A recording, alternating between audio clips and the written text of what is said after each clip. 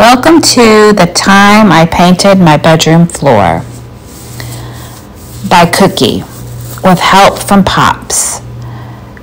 As soon as we put this pine wood floor down 9 years ago, I wanted to paint it.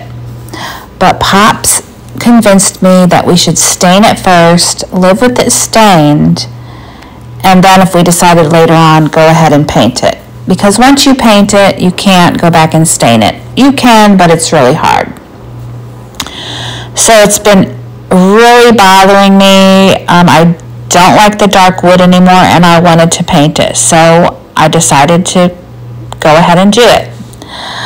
Diving in, I realized I was going to have to sand it down just to rough it up a little bit.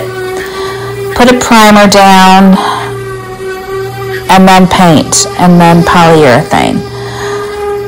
So we moved some of the stuff out of the room prior to day one, and I should have moved it all out because this was really hard work, and I just wanted to do everything in a solid stage instead of breaking it up. But what I did was I sanded it down, I cleaned it real good, and then I wiped everything down. I had to clean out all of the cracks in the floor, vacuum, wipe down the baseboards, wipe down the floor. It was a lot of squatting and stretching. I was very sore.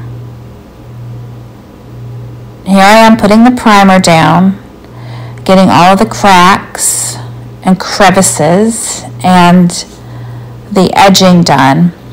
And then Pops came home and he helped me move the bed out. We moved the bed out and did the second side in the evening of day one. Sanding, cleaning, and look at that dust. I mean, I knew it would have dust, but this was just a great visual of how much dust it actually has. So there was going to be a whole lot more cleanup when we were done. And then, after that, Pops put on the second. We cleaned up the second half of the room, and we applied the primer. Thank goodness for him, because he went ahead and did this step, because I was exhausted.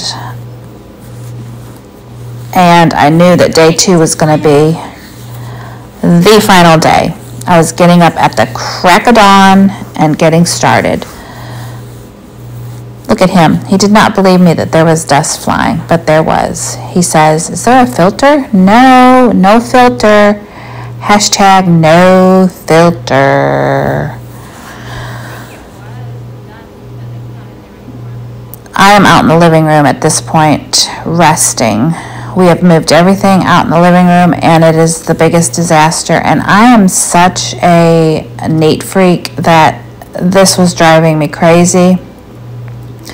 And I knew I couldn't live with this disaster very long. So on to day two. Cookie gonna get it done. It's all primed, cleaned up, ready to go.